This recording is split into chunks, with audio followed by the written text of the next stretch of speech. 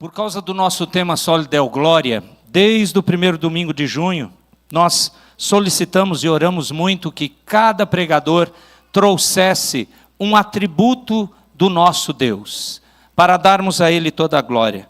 Reverendo João Paulo Tomás de Aquino, nós convidamos, ele aceitou e ficamos muito felizes, viu, reverendo? Muito felizes mesmo. Primeiro porque falar dos atributos de Deus tem que ser pessoas muito abençoadas. Ainda bem que a gente só convidou gente de fora. Graças a Deus. Eu olhei para os outros pastores e falei, que bênção. Nós só vamos receber.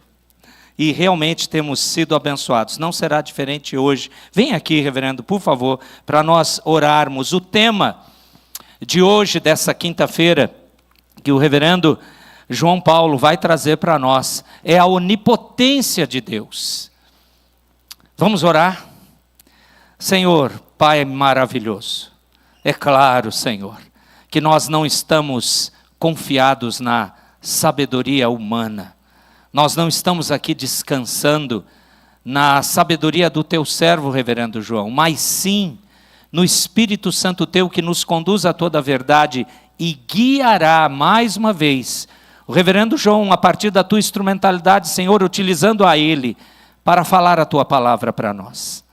Nós nos reunimos aqui com todo este louvor que muito nos impactou em cada letra do querido conjunto Cletos.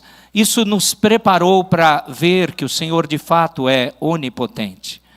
Agora fala conosco das tuas profundezas, quebranta nossos corações, aumenta a nossa fé, porque o Senhor é o Deus onipotente. E faça aquilo que sempre pedimos, ao abrir da boca do teu servo, que por ele ser fiel à tua palavra, não mais ouçamos a voz dele, mas pela fidelidade à palavra, vamos ouvir a tua voz. É isso que nós rogamos. Abençoa o reverendo João nesse sentido.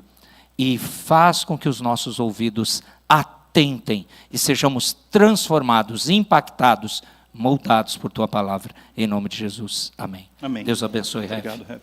Valeu. Amém. Muito bem, meus irmãos. Graça e paz. É uma bênção estar aqui com vocês. Sempre uma alegria voltar a Ipos, a igreja onde eu passei dos meus 14 até os meus 19 anos. Então, que privilégio voltar aqui, rever tanta gente querida e poder dizer a vocês muito obrigado. Minha esposa é dessa igreja, então imaginem só. Eu sou um homem muito feliz com essa igreja. Essa igreja me deu uma das melhores coisas que eu tenho na minha vida, ou a melhor depois da salvação, que é a minha esposa. Então eu sou muito feliz e volto aqui sempre com grande alegria. Além da gratidão, eu tenho um pedido de perdão. Eu não fazia ideia que o tema era onipotência. Falha minha, desculpa. Comigo é assim, eu não deve ter passado algum e-mail, alguma coisa. Mas nós falaremos sobre glória, nós falaremos sobre culto, e eu creio que vai ser algo especial e abençoador para a nossa vida. Nosso assunto será a respeito do que a gente faz quando a gente está cultuando a Deus. O que nós fazemos quando estamos cultuando a Deus? Vai ser um panorama pelas Escrituras. Alguns dos slides vão ter texto desse tamanho aqui, você vai precisar abrir sua Bíblia. Foi feito propositadamente para isso, ok? Para você abrir a sua Bíblia e ler na sua Bíblia.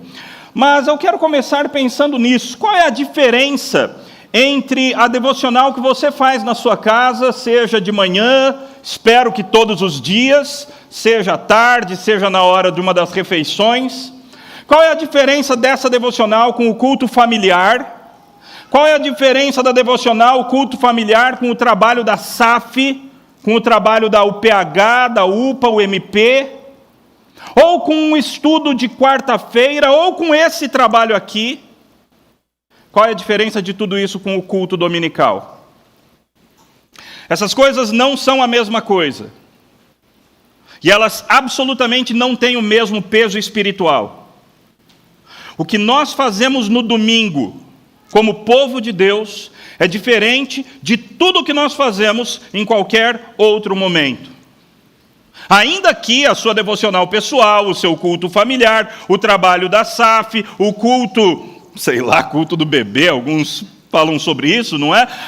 Qualquer uma dessas outras coisas são abençoadíssimas. Deus se manifesta, Deus fala nesses outros momentos também, de alguma forma, mas nada se compara ao culto dominical. Por que nada se compara ao culto dominical? Essa é a única lição de hoje. É a única lição, ok? Quando adoramos no culto dominical, estamos juntando as nossas vozes e atitude a um culto ininterrupto que está acontecendo no céu. O que eu pretendo mostrar hoje aqui? Tem um culto que acontece o tempo todo. É o culto que os santos anjos de Deus prestam ao Senhor. E esse culto é ininterrupto. Esse culto acontece constantemente. E o que acontece no domingo, quando nós nos tornamos igreja ao chegarmos aqui, o que acontece é que por aquela 1h30, 2 horas, nós fazemos uma conexão com esse culto que está acontecendo no céu. E por aquelas 2 horas, nós participamos de um culto que já estava acontecendo antes da gente chegar. Nós participamos desse culto no céu. Tem um autor que eu vou usar um tanto, que é o Jonathan Cruz, e ele diz o seguinte: adoração é um evento sobrenatural. A adoração é um evento sobrenatural. E, portanto, a adoração é diferente de qualquer outra coisa que você faça durante a sua semana. É diferente de ir ao cinema, ir ao estádio, de participar de um encontro do Rotary, porque a adoração é algo sobrenatural. O resto não é sobrenatural. Só a adoração a Deus é um evento sobrenatural.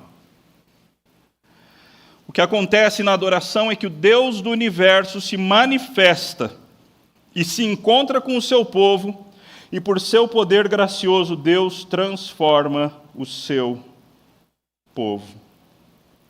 Assim, vamos para a Bíblia, não é? Porque se é só um autor falando, não tem grande valor, a não ser que ele esteja calcado nas Escrituras. Gênesis 28, abra aí a sua Bíblia, Gênesis 28, de 10 a 22. Esse texto é muito importante, porque nesse texto aparece um conceito que a gente vive usando, mas às vezes a gente não presta atenção o que exatamente nós estamos dizendo. Gênesis 28, a partir do versículo 10, o texto diz assim: Jacó partiu de Berseba e seguiu para Harã. Quando chegou a certo lugar, ali passou a noite, porque o sol já se havia posto. Pegou uma das pedras do lugar, fez dela o seu travesseiro e deitou ali mesmo para dormir, e sonhou. Eis que estava posta na terra uma escada, cujo topo atingia o céu, e os anjos de Deus subiam e desciam por ela. Abriu um portal. Sabe portal? Crianças, adolescentes, já viram desenhos, séries que de repente abrem um portal para uma outra dimensão? É isso que acontece no culto. E esse é um dos textos que reflete isso. De repente abriu-se esse portal, e a evidência do portal foi a escada. E anjos de Deus subiam e desciam por ela. E eis que o Senhor estava perto dele. Então o próprio Deus, de repente Deus estava ali, na presença de Jacó. E Deus lhe disse: eu sou o Senhor, Deus de Abraão, seu pai, e Deus de Isaque. A terra em que agora você está deitado, eu a darei a você e a sua descendência. A sua descendência será como o pó da terra. E aí Deus faz várias promessas. E aí então a gente salta para o versículo 16. Quando Jacó despertou do sono, disse: na verdade, o Senhor está nesse lugar, e eu não sabia. E temendo disse: quão temível é esse lugar? É a casa de Deus. Você lembra que esse nome é aplicado para a igreja no Novo Testamento? Nós somos a casa de Deus. Não essas paredes, mas nós, quando nós, povo de Deus, nos reunimos em qualquer lugar para adorar o Senhor no domingo, nós somos casa de Deus. E o portal se abre mais uma vez. E anjos se fazem presentes. E nós, de alguma forma, somos interligados com o céu. De tal maneira que às vezes é até difícil de saber se nós estamos mais na terra ou mais no céu, quando acontece o culto. Segundo Crônicas 6, 36 a 42, é a oração que Salomão faz para dedicar o templo que ele havia recém-construído para a glória de Deus. E então, no meio da oração, ali no versículo 39, ele diz: ouve tu desde os céus, do lugar da tua habitação, a sua prece e a sua súplica, e faze-lhes justiça, perdoa o povo que houver pecado contra ti. Agora, ó meu Deus, que os teus olhos estejam abertos e os teus ouvidos atentos à oração que se fizer neste lugar. No Antigo Testamento, existia um local específico onde o portal se abria. E o local específico era o templo. Era aquela construção, bem, o primeiro portal foi o tabernáculo. O primeiro portal foi o Éden, mas isso fica para um outro dia. O outro portal foi o tabernáculo. E aí então, depois que eles se estabeleceram ali na terra prometida, eles construíram o templo. E ali era o grande lugar do portal. Ali era um lugar onde eles sabiam que chegando ali, a presença de Deus se faria mais real. Veja, Deus é onipresente. Ainda assim, Deus se faz mais presente em certas horas do que outras. Ele se torna mais disposto a ouvir. Ele se torna mais disposto a abençoar. E isso acontece no culto dominical. Outro texto que mostra essa realidade da adoração angelical é esse texto belíssimo: só tu és Senhor, fizeste o céu dos céus, e todo o seu exército, a terra e tudo que nela há, os mares e tudo que neles há, tu os conserva a todos com vida, e o exército dos céus te adora. O exército dos céus te adora. Normalmente a gente lê isso e a gente pensa nas estrelas, a gente pensa no sol, na lua. Mas muitas vezes, irmãos, quando a Bíblia fala de exército dos céus, a Bíblia está falando de anjos. E o próximo texto vai deixar isso mais claro. Quando Deus, colocando Jó no seu devido lugar, pergunta: onde você estava quando eu lancei os fundamentos da terra? Ou seja, quando eu estava criando o mundo. Isso é o dia da criação, ok? Ou os dias da criação. Responda se você tem entendimento. Quem determinou as medidas da terra, se é que você o sabe? Ou quem estendeu sobre ela uma linha de medir? Sobre o que estão firmadas as suas bases? Ou quem lhe assentou a pedra angular? Agora que eu quero que vocês prestem atenção de maneira especial. Quando as estrelas da alva, juntas, alegremente cantavam, e todos os filhos de Deus gritavam de alegria. Para tudo. Quem é que está gritando de alegria aqui?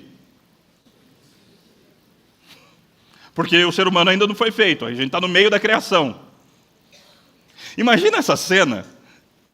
Deus diz: haja luz, e os anjos, que coisa maravilhosa, louvado seja Deus. Os anjos explodem em louvor e adoração. Aí Deus fala: agora apareça a parte seca, e os anjos, louvado seja o nome do Senhor. É isso que o texto está dizendo que aconteceu. Essa é a adoração que acontece o tempo todo no céu. Os anjos celebram as obras do Senhor nosso Deus. Salmo 89 também fala sobre isso. Os céus celebram as tuas maravilhas, ó Senhor, e na assembleia dos santos louvam a tua fidelidade. Céus está em paralelo com a Assembleia dos Santos. Essa Assembleia dos Santos não é a Assembleia dos Santos cá de baixo, mas é a Assembleia dos Santos lá de cima. Os céus. Pois quem nos céus é comparável ao Senhor? Entre os seres celestiais, quem é semelhante ao Senhor? Deus infunde grande terror na Assembleia dos Santos, é temível sobre todos os que o rodeiam. Presta atenção nessa imagem. Deus rodeado por vários seres espirituais, e esses seres espirituais têm medo. Porque Deus, Yahvé, o Criador, o Rei dos Reis, o Senhor dos Senhores, o Criador de todos os outros seres espirituais, Ele é temível de fato. Então a Assembleia dos Santos, os santos anjos de Deus, adoram o Senhor nos céus. Daniel também fala sobre isso. Continuei olhando até que foram postos uns tronos e o ancião de dia se assentou. Sua roupa era branca como a neve, os cabelos da sua cabeça eram como a lã pura. O seu trono eram chamas de fogo e as rodas do trono eram fogo ardente. Um rio de fogo manava e saía diante dele. E o que acontece? Milhares de milhares os serviam. Quando você fala em inglês que você vai num culto, como é que você fala? Como que é culto em inglês? Quem sabe? Serviço! Serviço! Culto em inglês é service. Serviço! Eu vou no serviço hoje. É esquisito, não é? Esquisito para a gente. Para eles é totalmente normal. E para a Bíblia também. Na Bíblia, esse é o tipo de linguagem mais normal que tem. Eu vou para o serviço, na Bíblia, significa eu vou para o culto. Os milhares de milhares os serviam. Eles estão fazendo culto, eles estão cultuando. E milhões de milhões estavam diante dele. Seres espirituais sem conta. Constantemente adorando o nome do Senhor. Texto de Isaías 6, não precisamos nem falar, vocês sabem claramente que tinha vários serafins voando em torno dele, cada um com 6 asas, cobria com 2 os pés, com 2 o rosto, com 2 voavam e diziam: Santo, Santo, Santo é o Senhor dos exércitos, toda a terra está cheia da sua glória. Culto, culto. Os santos anjos de Deus cultuam o Senhor. Isso é só coisa do Antigo Testamento? Não! O Novo Testamento também nos mostra essa realidade da adoração celestial, adoração por parte dos anjos. Quando Jesus nasceu, de repente apareceu com um anjo uma multidão do exército celestial, louvando a Deus e dizendo: glória a Deus nas maiores alturas. É porque é uma nova criação. Então a mesma coisa que aconteceu com Jó acontece aqui. Jesus está nascendo. O Verbo se fez carne.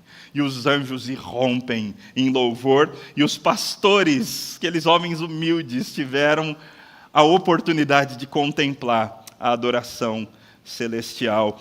Hebreus confirma isso quando diz, e novamente, ao introduzir o primogênito do mundo, diz: e todos os anjos de Deus o adorem.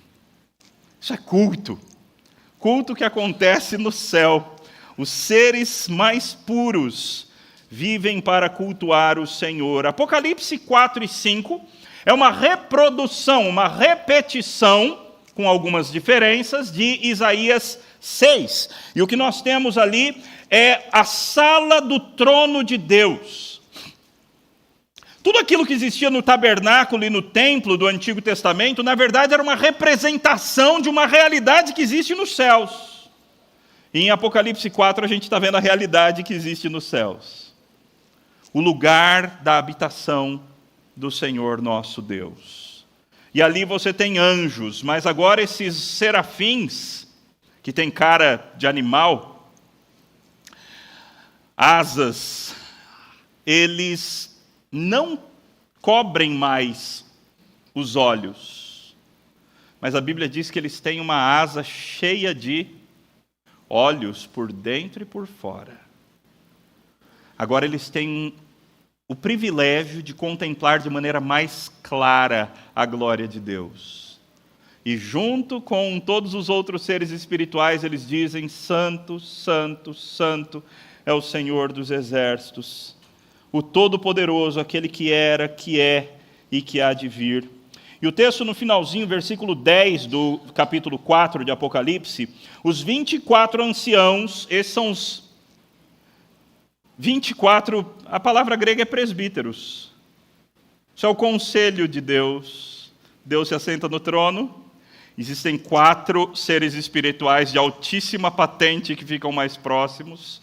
24 outros seres espirituais que ficam um pouquinho mais longe e uma multidão inumerável de outros seres espirituais. E todos fazem o quê? Culto, louvor e adoração ao Senhor. Todos eles cantam, todos eles adoram o nome do Senhor. Isso se repete várias vezes no Apocalipse. Aliás, tirando os Salmos, o livro que mais tem louvor na Bíblia é o Apocalipse.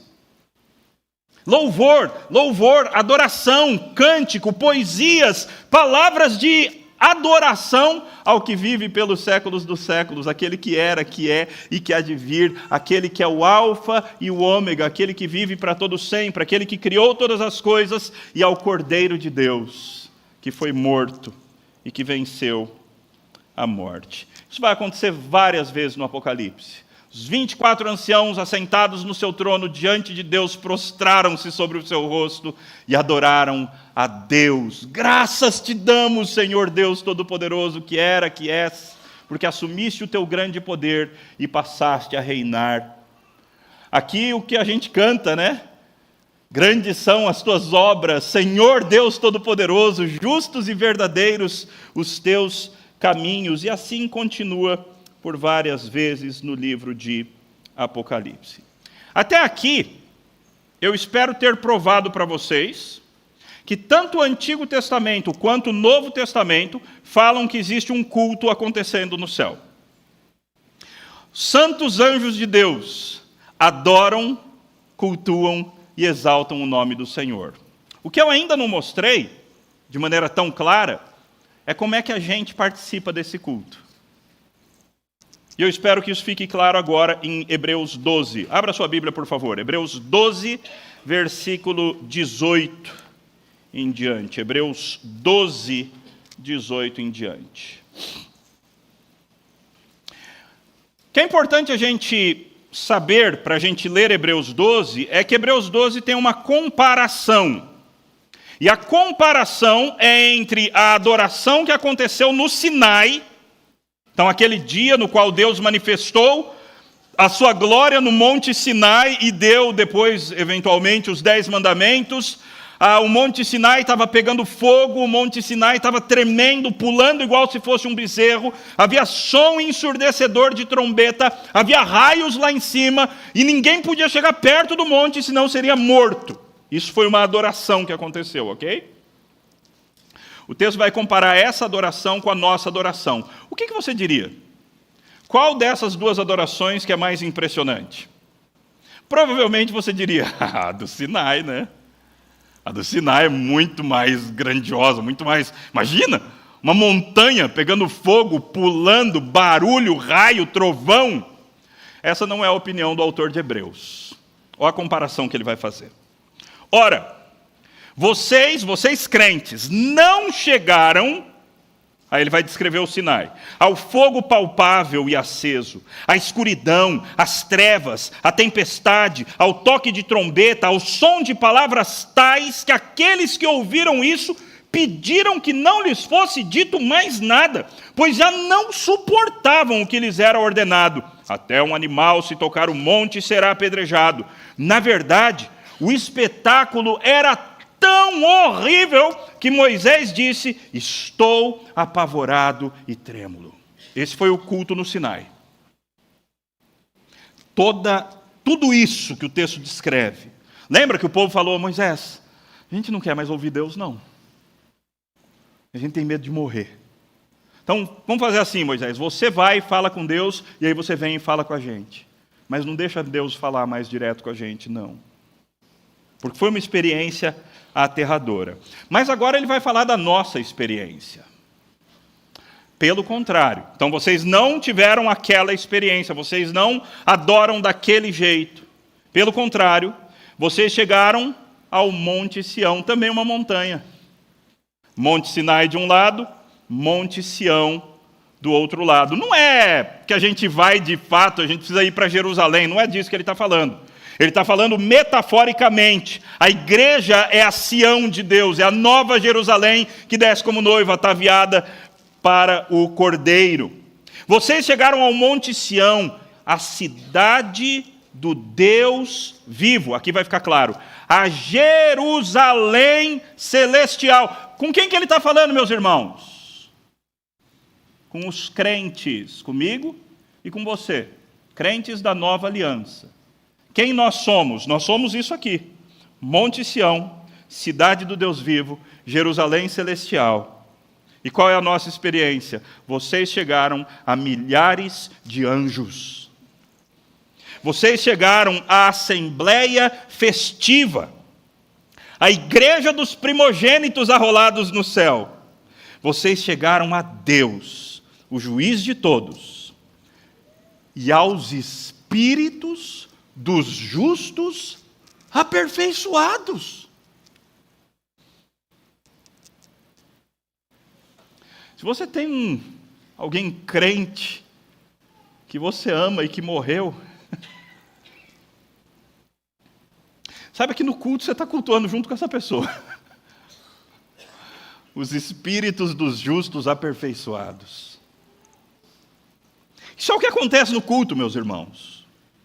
Sabe o culto que as pessoas se levantam para tomar água? Sabe o culto que às vezes a gente não dá a mínima importância, a gente... eu vou ficar em casa, vou assistir de casa. Isso é o que está acontecendo no culto. É essa reunião multidimensional, porque o portal se abriu, e nós estamos com a multidão dos anjos, nós estamos com a multidão dos crentes que já morreram, e juntos nós passamos por aquelas 2 horas a fazer parte desse culto ininterrupto que os seres mais puros fazem constantemente para o Senhor. É isso que é culto, meus irmãos. E isso é uma experiência gloriosíssima. Vocês chegaram a Jesus, o mediador da nova aliança, e ao sangue da aspersão que fala melhor do que o sangue de Abel. Isso é culto. Então agora o autor aplica. Então ele explicou. Existe um culto que acontece o tempo todo no céu. E quando nós nos reunimos como igreja, nós fazemos uma conexão de alta velocidade com esse culto. Um portal se abre e nós agora estamos cultuando junto com esse outro culto que está acontecendo o tempo todo. A ponto de João Calvino falar que nós somos transportados para o céu e a Santa Ceia acontece lá, não é? Outros vários autores falam coisas desse tipo também. Então agora, diante disso, dessa comparação, vocês não tiveram a experiência do Sinai, vocês tiveram a experiência de Sião. E Sião é muito maior do que o Sinai. Sião é muito mais glorioso. A experiência de Sião é muito mais gloriosa do que a experiência do Sinai. Então agora vem a aplicação do autor de Hebreus. Tenham cuidado e não se recusem a ouvir aquele que fala. Porque é isso a coisa que vai acontecer no culto. Nós nos reunimos, nós adoramos, e então o Senhor vai falar. E o autor de Hebreus fala, fica esperto.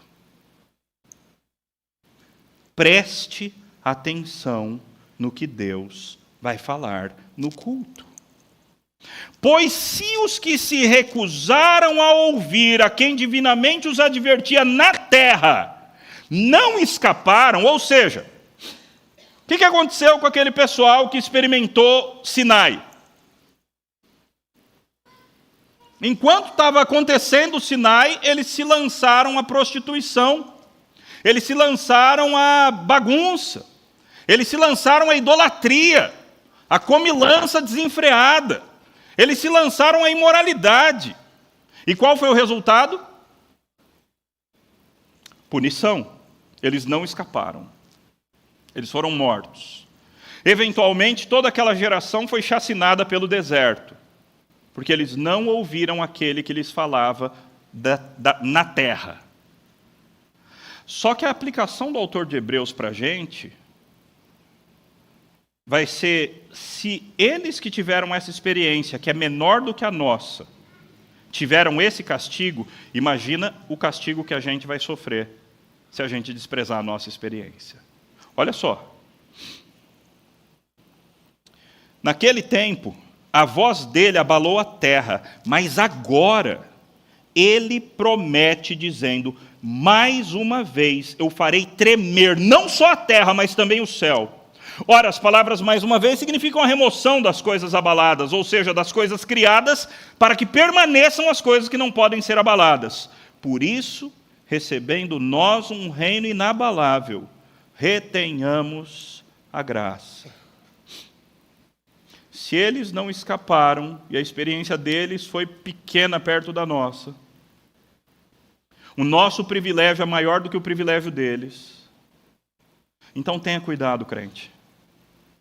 Não despreze a oportunidade de ouvir a Deus no culto. Ouça, obedeça, ande de acordo com o que ele fala. Então ele termina a sua aplicação dizendo: por isso, recebendo nós um reino inabalável, já que nós recebemos esse reino inabalável, retenhamos a graça, pela qual? O que eu falei que é servir? Portanto, esse texto poderia ser tranquilamente traduzido como: portanto, retenhamos a graça pela qual cultuemos a Deus de modo agradável. E aí ele termina com um lembrete: porque o nosso Deus é fogo consumidor. Esse Deus com quem a gente vem se encontrar dominicalmente, esse Deus que se faz mais presente na assembleia dos cristãos reunidos para adorá-lo no domingo do que em qualquer outro lugar no mundo. Esse Deus é fogo consumidor. E ele então nos chama para experienciar a experiência do culto de maneira responsável. Só lhe deu glória. Para que a gente existe?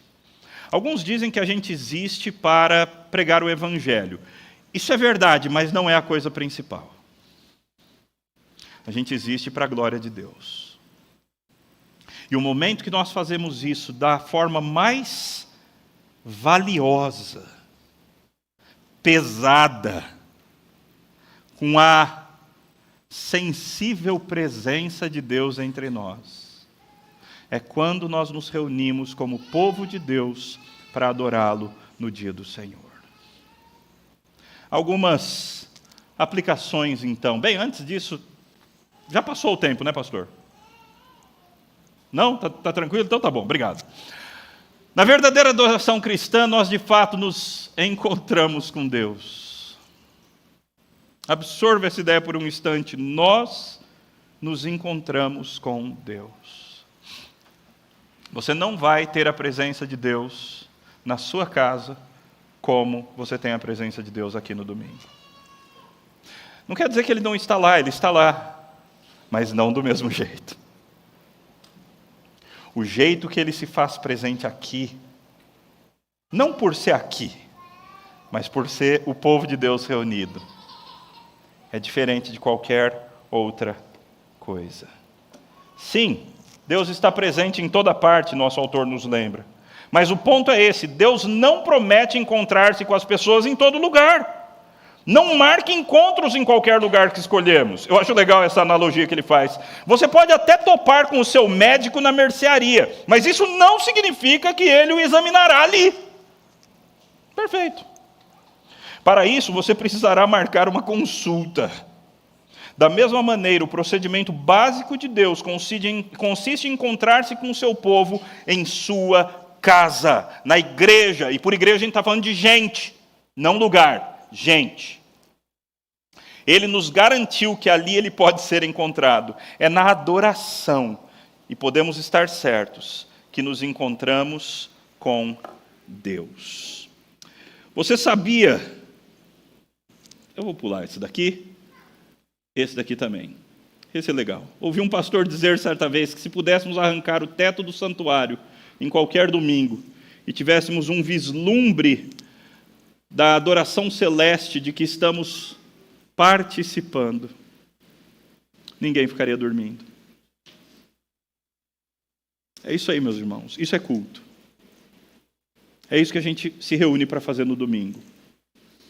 Todo o resto é preparação para esse grande momento sublime do encontro com Deus. Uma lição só uma lição. Quando adoramos no culto dominical, estamos unindo as nossas vozes e atitude a um culto ininterrupto que está acontecendo nos céus. Esse é o privilégio que a gente tem todos os domingos. Então, sabendo do privilégio, usufrua-o. Trate como privilégio de fato. Não tem aquela atitude profana. Tem que ir na igreja, domingo. Isso é profanação, irmãos. Isso é profanação. Isso é você cuspir num privilégio que Deus te dá. De te dar a graça de encontrar-se com Ele e de contemplá-lo e de vislumbrar um pouco da sua glória.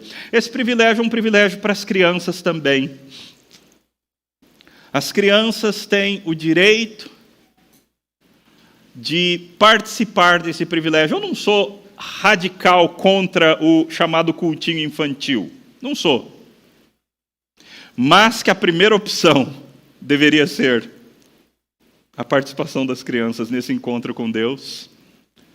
Talvez seja esse o caso. Lá na minha igreja, eu fui voto vencido. Eu até era a favor do cultinho.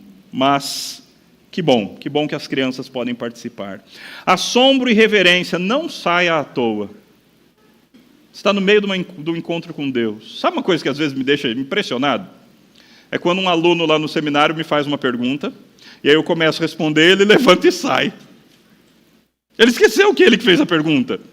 E achou que eu estava dando aula, e ele ficou com sede, ele levantou e saiu. Isso acontece. É a mesma.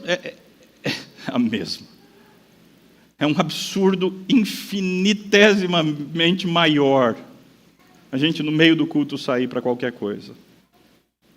Eu sei que às vezes você tem necessidade, às vezes até por causa de uma tosse, é bom você não atrapalhar o culto dos outros, então desça.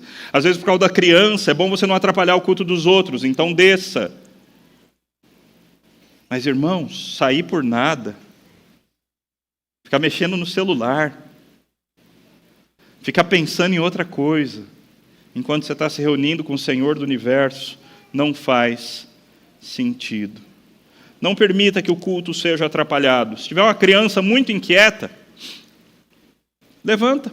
Se os pais não estão tendo simancol, então levanta e ajuda. Assim, posso segurar o teu filho um pouquinho para você? Levante e ajude. Não permita que o culto seja atrapalhado. Os diáconos são fundamentais na preservação do bom andamento do culto. Alegria. Nós podemos nos aproximar do Senhor com confiança, embora Ele seja fogo consumidor. Imagina isso? Mas por causa de Cristo, nós podemos nos aproximar do trono da graça com confiança. Então não precisa ter... precisa ter medo. Mas não é um medo que afasta, é um medo que aproxima. Não é um medo sem amor, é um medo com amor. E louve. Cuide do seu coração, cante para valer, mesmo se você for desafinado.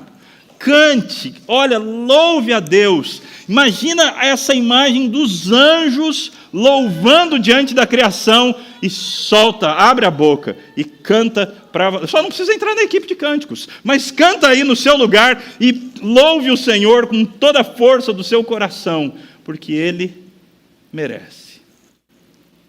Ele merece. Ele merece o nosso louvor, a nossa adoração. Fale com Deus e ouça a voz de Deus e não despreze aquele que fala. É isso que acontece no culto. Juntamos as nossas vozes, as vozes dos santos anjos e dos santos de Deus que já morreram, e junto com eles nós prestamos culto àquele que merece, ao único que é digno. Vamos orar.